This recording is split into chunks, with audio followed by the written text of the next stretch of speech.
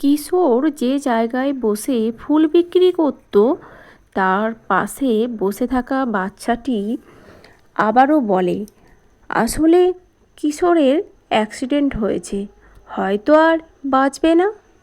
তখন রূপসা এই কথা শুনে খুব কষ্ট হয়। সে ওই বাচ্চাটিকে বলে কিশোরের বাড়ি চেনে কি না এবং রূপসাকে কিশোরের বাড়িতে নিয়ে যেতে পারবে কি না।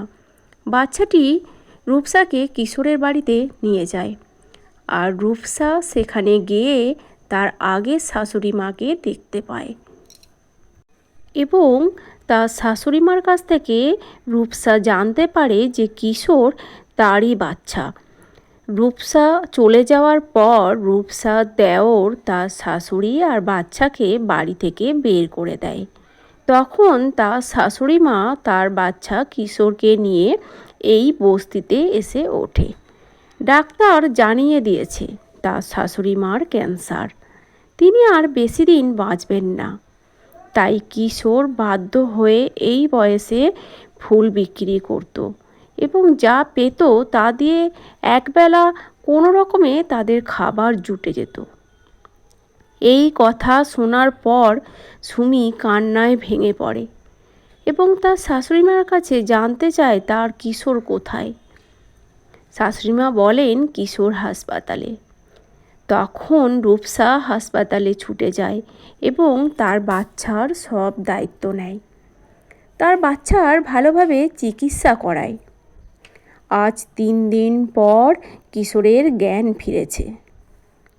এর মধ্যে রূপসার এখনকার বর সে সব কিছু জেনে গেছে, যে রূপসার আগের বিয়ের কথা, রূপসার আগের বাচ্চার কথা।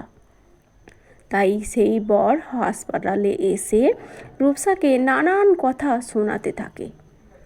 আর তখন সেখানে রূপসার বাবা মাকেও ডাকা হয়। রূপসার বাবা মাও রূপসার বরের কাছ থেকে ক্ষমা চেয়ে নেয়। রূপসা তখন চুপচাপ নীরব দর্শকের মতো দাঁড়িয়েছিল, কারণ তার কাছে বলার মতো কিছুই ছিল না।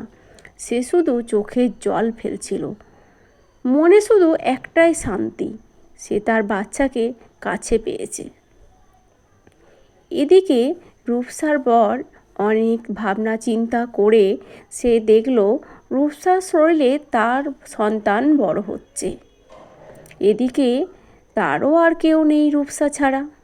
তাই সে রূপসার সন্তান এবং তার সন্তান দুজনকেই রূপসার সাথে বাড়িতে ফিরিয়ে নিয়ে গেল।